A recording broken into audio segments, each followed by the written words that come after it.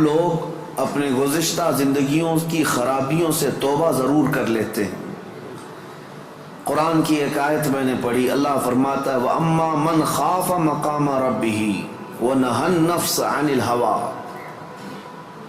اور وہ شخص جو اپنے رب کے حضور کھڑے ہونے سے خوف کیا، ڈر گیا، وَنَهَى النَّفْسَ عَنِ الْهَوَىٰ، اور خواہشات نفسانی کے خلاف کیا، نفس کچھ اور چاہ رہا تھا، تم اس کی طرف نہ جا کر اللہ کے حضور کھڑے ہونے کا تمہارے دل میں احساس پیدا ہوا، خوف آ گیا، اس کا اجر جانتے ہو کیا ہے؟ قرآن کہتا ہے فَإِنَّ الْجَنَّةَ هِيَ الْمَأْوَىٰ، تو ایسے آدمی کا ٹھکانہ تو جنت ہی ہے، اس کا ٹھکانہ سیدھے جنت ہے۔ خواہشات نفسانیہ یہ ہر ایک کو دی گئی ہیں، یہ انسان کے ساتھ ساتھ چل رہی ہیں، اسی سے جنگ ہماری پوری کنٹینیو موت تک چلتی رہتی۔ دنیا میں دوست بھی بنتے ہیں، دشمن بھی بنتے ہیں، دوست چھوٹ سکتے ہیں اور دشمن ختم بھی ہو سکتے ہیں، لیکن تمہارا نفس تمہاری موت تک ساتھ رہتا ہے، ہر گھڑی ساتھ رہتا ہے۔ وہ نفس ہمارے ساتھ ہے جس نے شیطان کو بھی گمراہ کیا۔ آپ سوچ سکتے ہیں ہر برے کام میں ہم یہ کہتے ہیں کہ شیطان نے بہکا دیا، شیطان نے بہکا دیا، یہی کہتے ہیں، نماز نہیں پڑھے شیطان ورغلایا، بہکایا، صبح نماز میں نہیں آئے شیطان سلا دیا۔ مجھے یہ بتاؤ آدم علیہ السلام کو سجدہ کرنے سے جو شیطان نے انکار کیا، اس کو کس نے منع کیا؟ ساری دنیا کو شیطان بہکاتا ہے تو شیطان کو کون بہکایا؟ تو محدثین فرماتے ہیں یہ نفس امارہ ہے جو ہر ایک کے ساتھ ہے، یہ شیطان کو بھی ہرا سکتا ہے، وہ شیطان کو بھی شکست دیتا ہے، وہ سب کے ساتھ ہے، وہ سب کے ساتھ ہے۔ اس نفس کو، اس خواہشات کو اگر کوئی چیز دنیا میں کنٹرول کر سکتی ہے تو صرف ذکر اللہ ہے، اللہ کا ذکر اسے قابو میں رکھ سکتا ہے۔ باقی اس قدر خطرناک ہے خواہشات نفسانیہ کہ بعض لوگ یہ سمجھتے ہیں کہ جوانی ختم ہونے کے بعد بڑھاپے میں کوئی خواہش نہیں ہوتی، بلکہ بہت سارے بوڑھوں کو زنا کرتے ہوئے دیکھا گیا۔ اور میرے آقا صلی اللہ علیہ وسلم فرماتے ہیں روئے زمین کے سب سے بدترین لوگ ہوں گے وہ جن کی طرف قیامت کے دن اللہ نظر بھی نہیں فرمائے گا۔ کچھ لوگوں کے بارے میں حدیث میں ہے قیامت کے دن رب تعالیٰ ان کی طرف نظر بھی نہیں فرمائے گا۔ یہ کون لوگ ہیں جو بڑھاپے میں بھی جا کر گناہ نہ چھوڑ سکے؟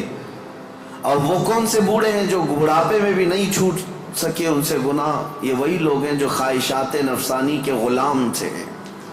مولا علی کرم اللہ وجہہ الکریم فرماتے ہیں اللہ نے ہر ایک کے ساتھ نفس بھی دیا، عقل بھی دیا۔ نفس کیا ہے؟ تمہارے خواہشات، اور عقل تمہیں فیصلہ کر کے بتاتی ہے۔ لیکن حضرت علی کرم اللہ وجہہ الکریم فرماتے ہیں جس کا نفس عقل پر غالب آ گیا اس آدمی سے زندگی میں کبھی خیر نہیں ہوگی، وہ کوئی صحیح فیصلہ نہیں لے سکے گا۔ جس کا نفس اس کی عقل پر غالب آ گیا، اور جس نے اپنے نفس کو ہرا دیا، شکست دیا، تو اس کی عقل اتنی پاورفل ہوتی ہے کہ وہ ہزاروں کو زیر و زبر کر سکتا ہے اور دنیا کے بڑے فیصلے لے سکتا ہے۔ جس نے اپنے نفس کو کنٹرول میں رکھا، اپنے خواہشات کو اپنے تابع رکھا، خود اس کا غلام نہیں بنا۔ میرے عزیزو، قرآن کی ایک آیت میں آپ کو بتاتا ہوں، کتنا بڑا لفظ اللہ تعالیٰ نے قرآن میں فرمایا، توجہ، کتنا بڑا لفظ ہے یہ، ارأیت من اتخذ الہہ ہوا، اے محبوب کیا آپ نے نہیں دیکھا کچھ لوگ ایسے ہیں جنہوں نے اپنی خواہشات کو اپنا خدا بنا لیا۔ معبود، الہ کا مطلب ہے معبود، جس کی عبادت کی جائے اس کو کیا کہتے ہیں؟ معبود۔ اور قرآن کہتا ہے کچھ لوگ ایسے ہیں جنہوں نے اپنے نفس کو، اپنی خواہشات کو اپنا معبود بنا لیا۔ یہ قرآن کی آیت ہے، 2 جگہ آئی ہے۔ اب اتنا بڑا لفظ نفس کے لیے اللہ فرما رہا ہے کہ کئی لوگوں نے اس کو بت بنا لیا، اپنا معبود بنا لیا. کیوں؟ اس لیے کہ یہ وہی کرتے ہیں جو ان کا نفس چاہتا ہے. تو گویا کہ اس کی عبادت کر رہے ہیں، خواہشات کی پیروی کر رہے ہیں. نفس صبح اٹھا، گناہ کی طرف کھینچا، آپ چل پڑے، گویا کہ اس کی عبادت میں لگے ہوئے ہیں. کبھی تو اسے شکست دو، کبھی تو اسے ہراؤ. رات کے وقت گناہوں کے اڈوں پر جانے کی جیسی خواہش ہوتی ہے، کیا اپنے آپ کو مارتے ہو؟ میں تمہیں بتاؤں، خواہشات تو بہت دور کی بات ہے، گناہوں کی خواہشات بہت دور کی بات ہے. سیدنا ابو بکر شبلی رحمۃ اللہ تعالی علیہ سلسلہ قادریہ کے بڑے مشہور بزرگ ہیں، جن کے نام سے ہم شجرے میں پڑھتے ہیں، بہر شبلی شیر حق دنیا کے کتوں سے بچا. وہ حضرت ابو بکر شبلی جب رات کے وقت عبادت کے لیے آتے تھے تو اپنی آنکھوں میں نمک کا سرما لگاتے تھے. کیوں؟ صرف اس لیے کہ نیند اگر آئی تو گویا کہ میں اپنی خواہش کا غلام ہو گیا، اپنے رب کا نہیں. عبادت اس کی ہو رہی ہے اور میں خواہش کے پیچھے چل رہا ہوں. حالانکہ نیند جو ہے یہ فطری چیز ہے، کسی کو کہیں پہ بھی آ جاتی ہے. اولیاء کاملین تو اس سے بھی اپنے آپ کو بچاتے تھے کہ وہ آنکھوں میں نمک پھیر لیتے تھے جس سے آنکھوں میں خون نکل آتا تھا. لوگ کہتے بھی تھے تو کہتے کہ اگر اللہ کی عبادت کے دوران اونگ آتی ہے، جھپکی آتی ہے، تو ان آنکھوں کی سزا یہی ہے کہ انہیں نمک لگا دیا جائے. اور حضرت شاہ مینا رحمۃ اللہ علیہ لکھنؤ میں آرام فرما ہے، حضرت شاہ مینا، ان کا حال تو یہ تھا کہ جب رات کو عبادت کے لیے کھڑے ہوتے تو ایک اونچی دیوار پر وہاں کھڑے ہو کر نماز پڑھتے. ادھر بھی کھائی ہے، ادھر بھی کھائی ہے، کھڑے رہتے. لوگ کہتے کہ نماز پڑھنے کے لیے اتنی جگہ ہے، اس دیوار پر کیوں جا کر نماز پڑھتے؟ حضرت شاہ مینا فرماتے تاکہ میں ہمیشہ اللہ کی عبادت میں مصروف رہوں. اگر نیند آئی تو میرا جسم دیوار سے نیچے آ سکتا ہے اور اس جسم کو وہی سزا ملنی چاہیے جو اپنے رب سے غافل ہوتا ہو. نفس کے خلاف وہ اولیاء جنگ کرتے رہے، لڑتے رہے. سب سے بڑی خطرناک چیز آج ہمارے ساتھ جو چل رہی وہ ہمارے خواہشات ہیں. اور میرے آقا صلی اللہ علیہ وسلم ارشاد فرماتے ہیں لا یؤمن احدکم حتی یکون ہواہ تبعا لما جئت بہ. تم میں سے اس وقت تک کوئی مومن نہیں ہو سکتا جب تک اپنی خواہشات کو میری مرضی کے حوالے نہیں کرے گا.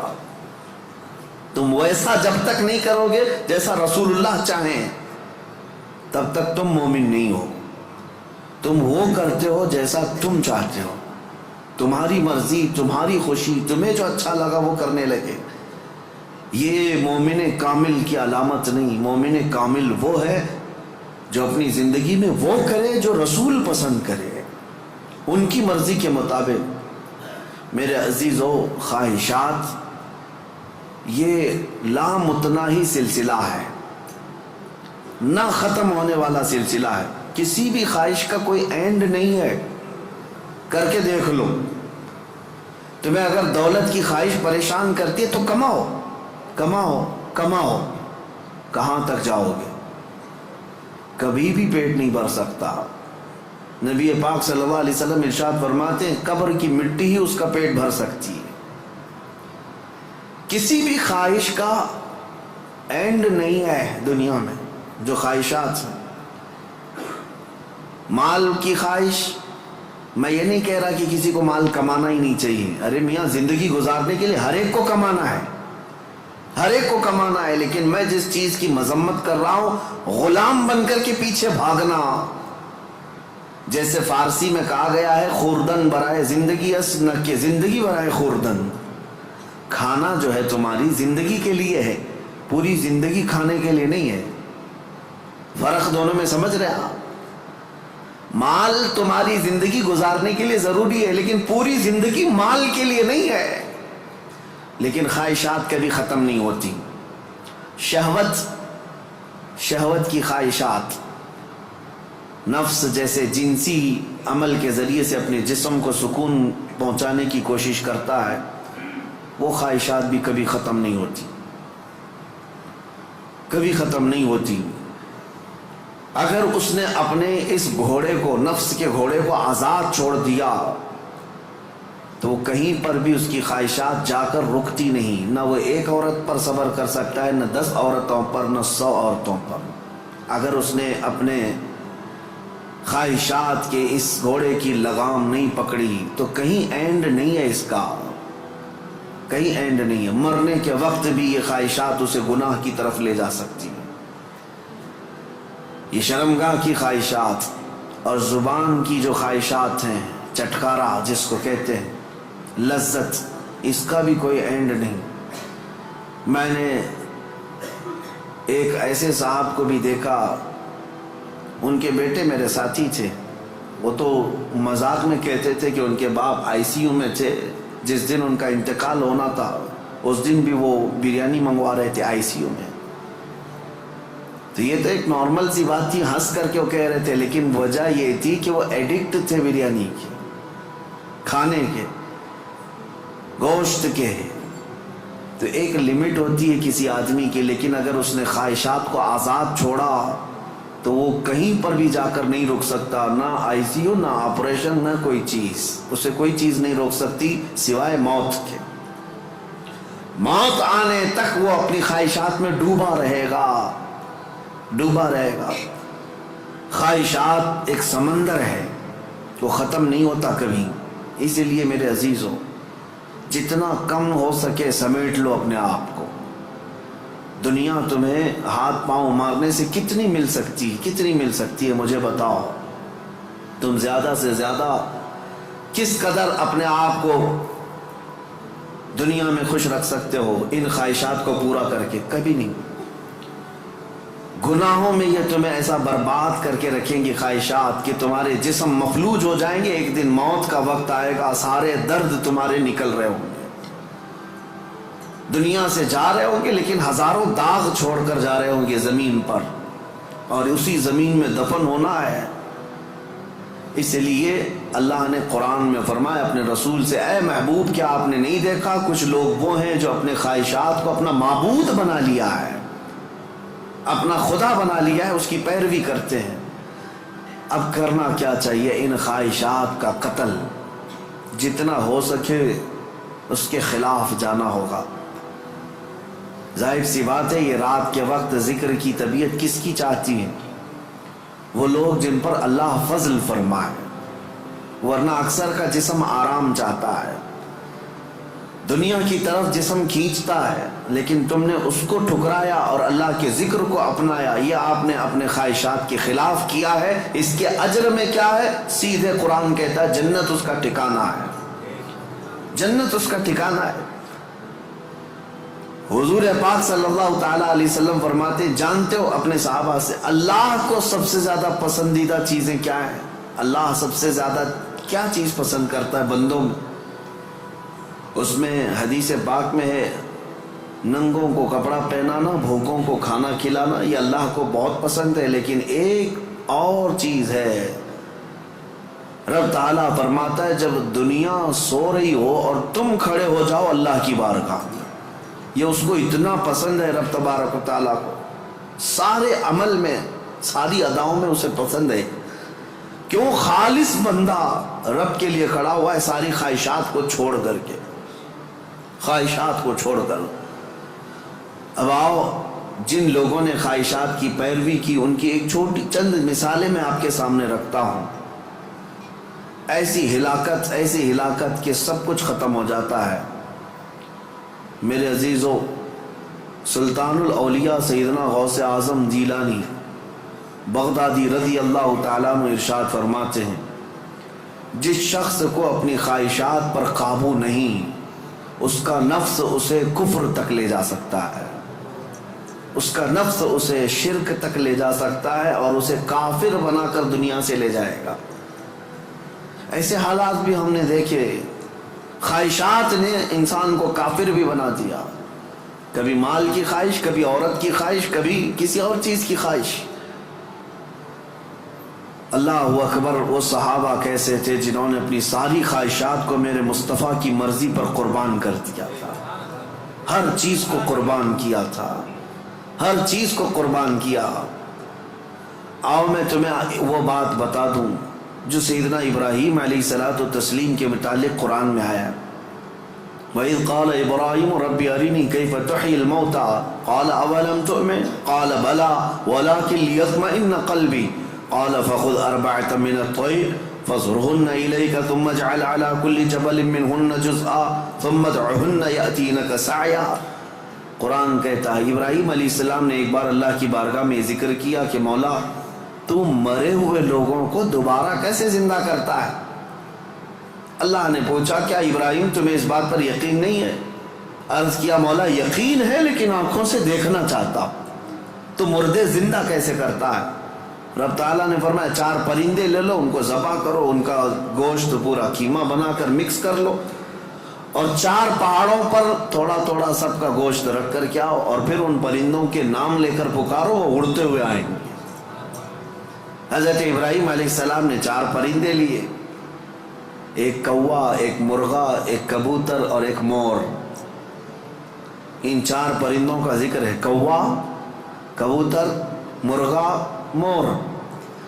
یہ 4 پرندے ذبح کیے، سب کا گوشت مکس کیا اور 4 پہاڑوں پر رکھ کر آئے اپنی جگہ پر۔ ان کی سب کی منڈیاں ان کے پاس تھیں، سر ان کے پاس تھے۔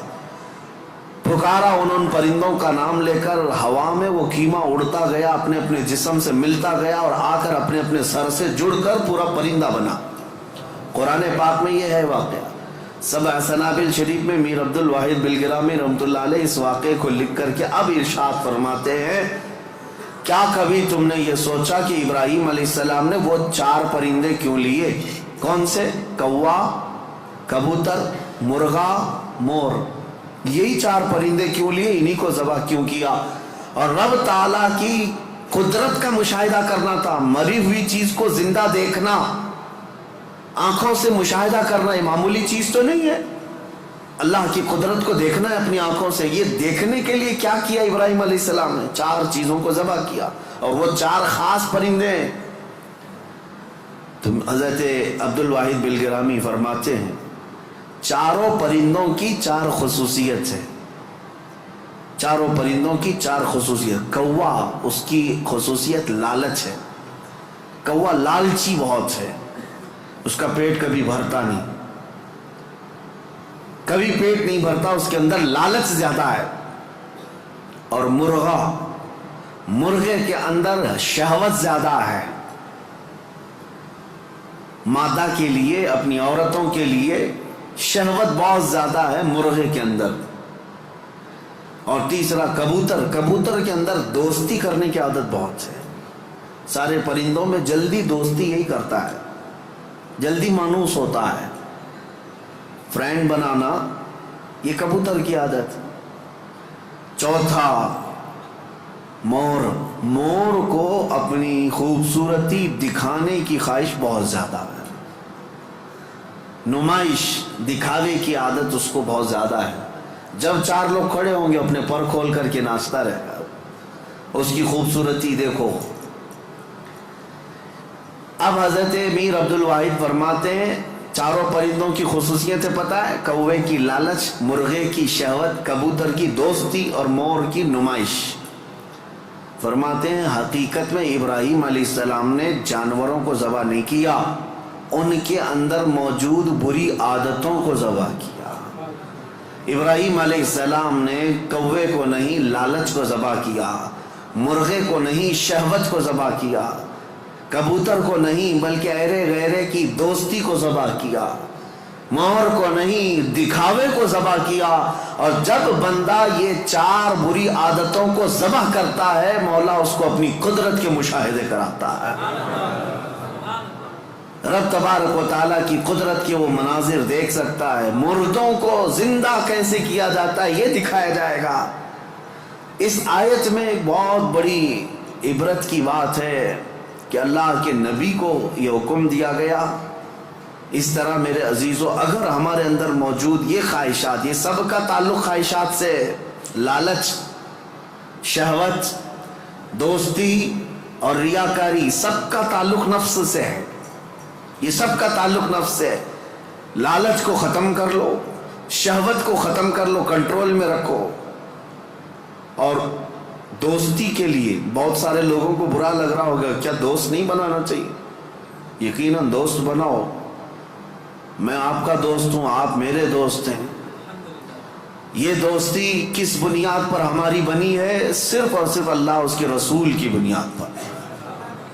جو دوستی اس بنیاد پر بنی ہو وہ دوستی جنت تک لے جائے گی، اور جو دوستی صرف حرام کاریوں کی بنیاد پر بنی ہے، قیامت کے دن کچھ لوگ تو بیچارے یوں ہی جا رہے ہوں گے دوزخ میں. وہ کچھ کیے نہیں تھے، وہ یوں ہی جا رہے تھے. کیوں؟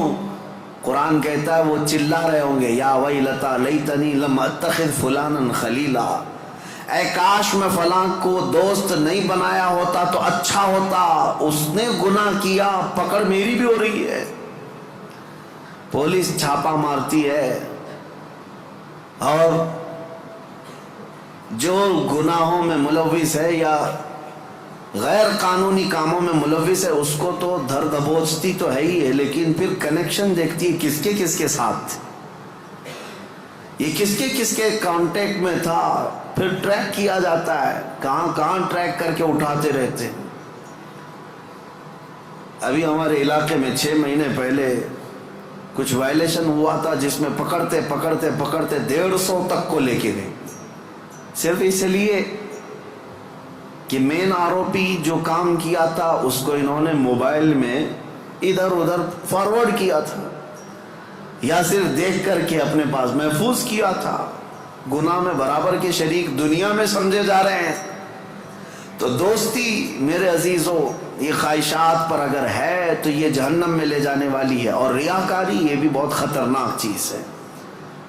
جس نے ریا کیا، دکھاوے کے لیے کوئی بھی کام کیا، قیامت کے دن سب اس کے منہ پر مار دیا جائے گا. اب آؤ خلاصہ میں آپ کو بتاؤں، خواہشات کو اگر کنٹرول پر نہ رکھا گیا تو سنو 2 روایتیں میں آپ کو بتاتا ہوں. اگر انسان اپنے خواہشات کو کنٹرول میں نہ کیا تو وہ جانور سے زیادہ ذلیل ہوتا ہے. یہاں تک کہ بزرگوں نے لکھا ہے کہ وہ اپنی ماں سے زنا کر سکتا ہے اور بیٹی سے بھی زنا کر سکتا ہے اگر اس نے خواہشات کو اپنے قابو میں نہیں رکھا. وہ سب کچھ کر سکتا ہے، اور ہوا ہے دنیا میں اور ہو بھی رہا ہے. یہ ہمارے لیے حیرت کی بات ہے، تعجب کی بات ہے، اس لیے کہ ڈر لگتا ہے، لیکن بے شمار ایسے معاملات موجود ہیں.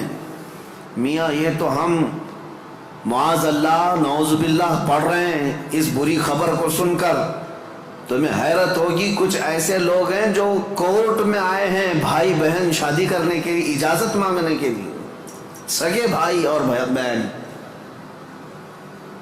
اور اتنا ہی نہیں بلکہ عرب ممالک میں خود ہو کر کے آیا، کئی گھروں کے اندر یہ بے حیائیاں موجود ہیں.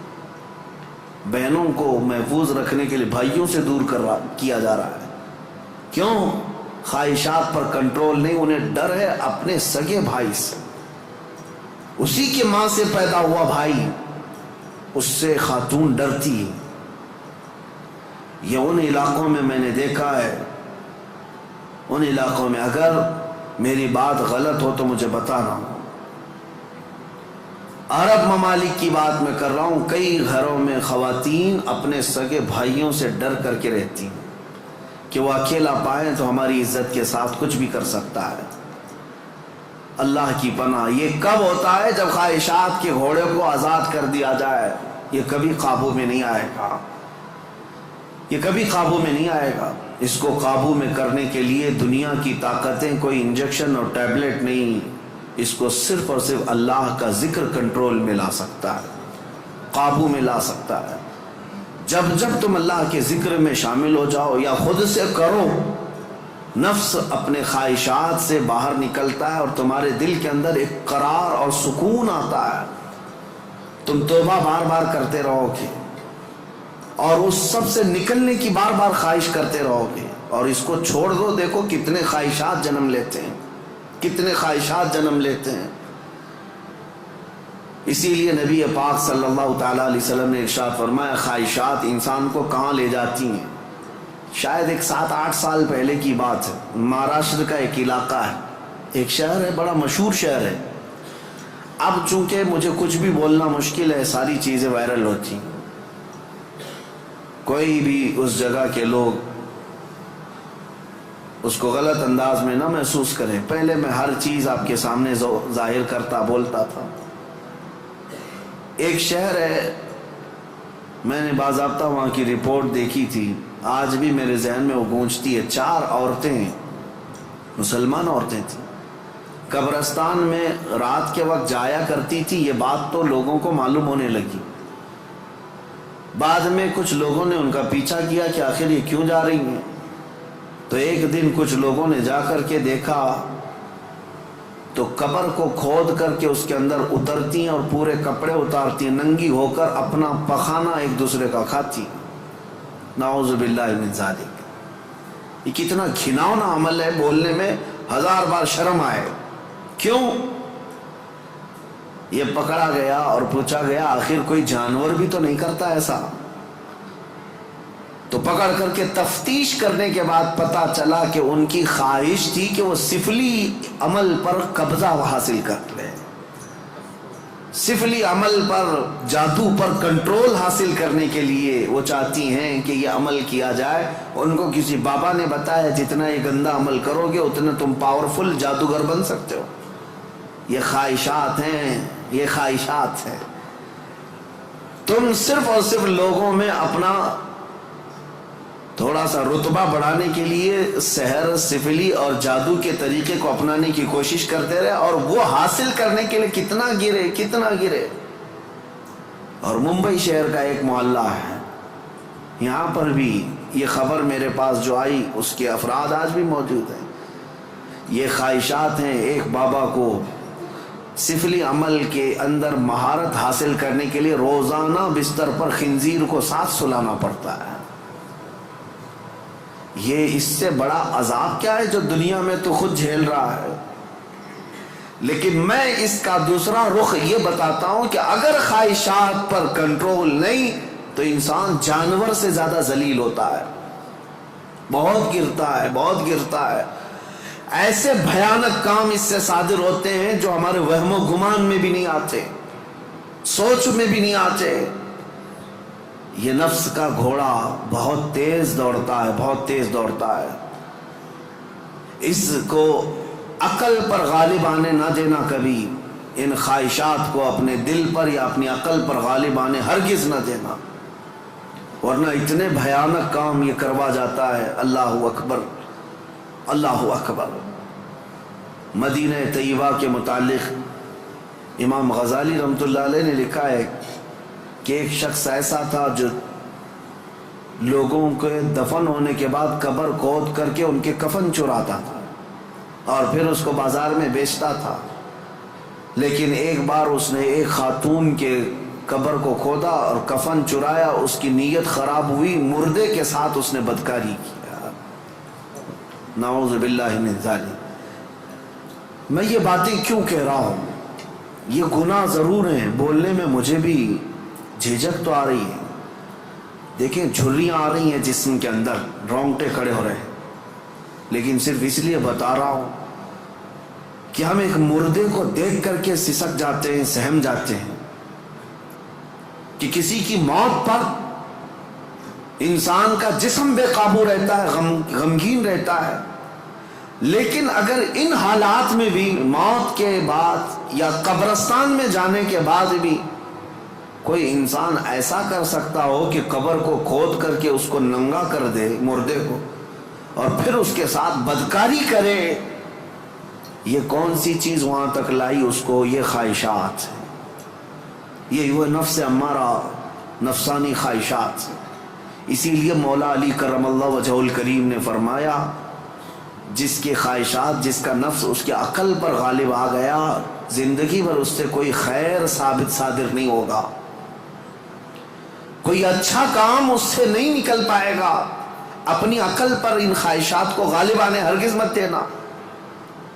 ہم نے دیکھا ہے یہ تمام معاملات تجربے کے طور پر۔ میں آج آپ کے سامنے یہ ذکر کر رہا ہوں کیونکہ آج علاج کا دن ہے، آج علاج کا دن ہے۔ ہمارے جو زخم لگے ہوئے ہیں، ایک بار رحمان کو پکارو، وہ سب زخم بھر جائیں گے۔ آج کی یہ مجلس علاج کی مجلس ہے کہ تم اللہ رب العزت کو آج پکارو گے تمہارے زخم بھر جائیں گے. اور اسی لیے میں بارہا کہتا بھی ہوں ذکر کی مجالس میں شرکت کرو. یہ اتنا تمہیں پاورفل بنا دیں گے, اتنا پاورفل کہ گناہوں سے خود بخود تمہیں نفرت پیدا ہو جائے, خواہشات پر کنٹرول تمہارا خود کا حاصل ہو جائے. ورنہ میں چیلنج کے ساتھ کہتا ہوں جاؤ دنیا میں گھوم پھر کر کے آنا, بڑے سے بڑے ڈاکٹر کے پاس وزٹ کر کے آؤ, بڑے سے بڑے حکیم کے پاس جا کر کے آؤ, کسی بڑے سائیکسٹرسٹ کے پاس جا کر کے آؤ, نفس کے متعلق اس سے کوئی علاج لے کر کے آؤ کہ میرا کنٹرول نہیں ہے. آپ مجھے کوئی گولی دے دو, کوئی معجون دے دو, کوئی انجیکشن دے دو. ہو سکتا ہے تمہیں نیند کی گولی تو دے دے, ہو سکتا ہے تمہیں وہ مکمل ختم کرنے کی دوا تو دے دے, لیکن تمہارے کنٹرول, خواہشات کو کنٹرول کرنے کی کوئی دوا یہ نہیں دے سکتے. اس کا کنٹرولنگ پاور جس نے پیدا کیا وہی دے سکتا ہے. اسی لیے میں آپ کو بتاؤں, اب تم اپنے نفس کے کنٹرول کے لیے کس سے مدد مانگو گے, کس سے مدد مانگو گے؟ سنو توجہ سے. اعوذ باللہ من الشیطان الرجیم پڑھتے ہیں آپ, اعوذ باللہ من الشیطان الرجیم, جس کا مطلب کیا ہے؟ میں اللہ کی پناہ مانگتا ہوں شیطان مردود سے, کہ اللہ مجھے بچا لے. کس سے؟ شیطان مردود سے مجھے بچا لے. یا آپ کس سے پناہ مانگ رہے, کس کی بارگاہ میں پناہ مانگ رہے؟ اللہ کی بارگاہ میں, کہ مولا تو مجھے پناہ دے دے.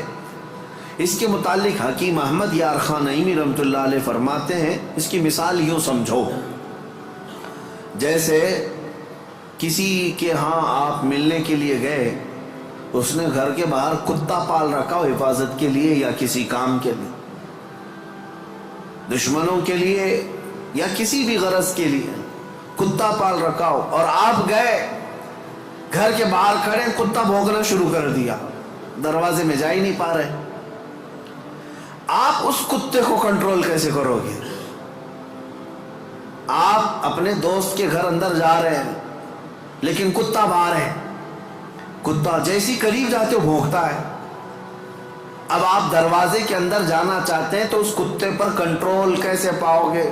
رسی ڈالو گے اسے, پتھر مارو گے, جتنا مارو گے اتنا اچھل کود کرے گا.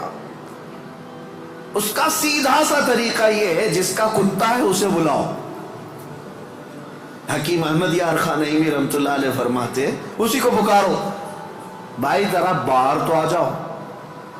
اور وہ جب آئے گا, مالک کو کتا اچھی طرح پہچانتا ہے, وہ اس کو کنٹرول میں کر دے گا.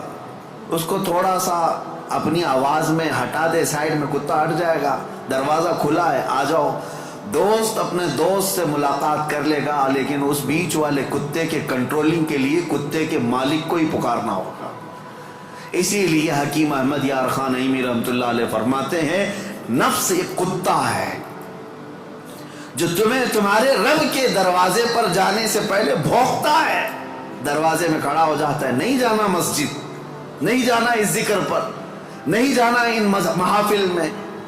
اس کتے پر کنٹرولنگ کیسے حاصل ہوگا؟ فرمایا گیا اسی لیے تم اس کتے کے مالک رب ذوالجلال کو ہی پکارو. پیدا تو اسی نے کیا ہے, رب تبارک و تعالیٰ نے پیدا کیا ہے, اور وہی تمہیں اس پر قبضہ بھی دے گا. اسی کے متعلق فرمایا گیا, اللہ نے پہلے ہی قرآن پڑھنے سے پہلے حکم کیا دیا, یہ پڑھو اعوذ باللہ من الشیطان الرجیم, میں اللہ کی پناہ مانگتا ہوں شیطان مردود سے. آج ہم اسی لیے اس مسجد میں آئے بھی ہیں. میں نے نفس کے متعلق جو باتیں ذکر کی, یقیناً نفس نے بہتوں کو اندھا کر دیا, بہتوں کو برباد کیا, بہتوں کو گمراہ کیا, کئی کو کافر کیا. جو کفار و مشرکین ہیں نا, وہ صرف نفس کی سنتے ہیں, اگر حقیقت میں وہ تمام مشاہد اور مناظر میرے رب ذوالجلال کی قدرت کے نفس کو چھوڑ کر کے دیکھتے تو ایمان ضرور لاتے, ایمان ضرور لاتے. وہ نفس کی پیروی کر رہے ہیں. اور نفس کی خواہشات لوگوں کو کافر بنائے رکھی ہے، وہ نہیں آ پاتے اس طرف۔ اب میں بات کو سمیٹتے ہوئے اس بارگاہ میں لے چلتا ہوں جس مصطفیٰ کریم نے نفس سے بچنے کے لیے اپنے صحابہ کی تربیت کیسے کی تھی۔ یقیناً وہ ماحول کو ہم دیکھتے ہیں، روح تڑپ جاتی ہے۔ سیدنا ابو بکر صدیق رضی اللہ تعالی، اللہ اکبر، وقت کے خلیفہ ہیں، حضور پاک صلی اللہ علیہ وسلم کے بعد خلافت کے تخت پر، لیکن اپنے نفس کے خلاف کرنے کے لیے، خواہشات کے خلاف جانے کے لیے، کھانے پر کنٹرول، سونے پر کنٹرول، ہر چیز پر کنٹرول۔ اتنی غربت کا ماحول تھا کہ سارے صحابہ نے بیٹھ کر کے مشورہ کیا کہ خلیفہ کا کوئی وظیفہ جاری کریں، تنخواہ، ورنہ وہ بھوکے رہ جائیں گے۔ تو بیت المال سے ان کا وظیفہ جاری کیا گیا۔ اتنا تھا وظیفہ کہ اس سے ان کا صرف مہینے بھر کا گھر چلتا تھا، باقی کچھ بھی نہیں آتا تھا۔ ایک دن ان کی بیوی نے کہا کہ خلافت کے کاموں سے تھک جاتے ہو، کبھی گھی روٹی بھی تو کھا لیا کرو، کبھی گھی کھا لو، کبھی روٹی کھا لو، شہد کھا لو۔ حضرت ابو بکر صدیق نے کیا کہا جانتے ہیں؟ اتنے پیسے کہاں ہیں کہ گھی اور شہد خرید سکوں؟ کون؟ خلیفۃ المسلمین۔ تو ان کی بیوی کہتی ہیں آپ مت گھبرائیں، میرے پاس ہے، میں دیتی ہوں، جائیے آپ گھی اور شہد خرید لائیے۔ کہا تمہارے پاس ہیں، لاؤ۔ بیوی لے آئی، ایک پوٹلی میں پیسے جمع تھے۔ کہا یہ لیجیے، آپ بازار جائیے، گھی اور شہد خرید لائیے۔ حضرت ابو بکر صدیق نے پوچھا اتنے پیسے تیرے پاس کہاں سے آئے؟ تو ان کی اہلیہ نے کہا جو ماہانہ وظیفہ آپ کا آتا ہے، تنخواہ آتی ہے، مہینہ بھر کا خرچہ چلاتی ہوں، تھوڑا تھوڑا بچا کر کے رکھتی ہوں کہ برے وقت میں کام آ جائے۔ حضرت ابو بکر صدیق نے پوری پوٹلی اٹھائی اور لے جا کر کے بیت المال میں جمع کیا اور کہا یہ میری ضرورت سے زیادہ آتا ہے، اسی لیے میرے گھر میں بچ جا رہا ہے، آج سے میرا وظیفہ کم کر دو۔ خواہشات کے خلاف کھڑے ہونے والوں میں پوری دنیا میں اگر کوئی مثال ہے تو صرف رسول اللہ کی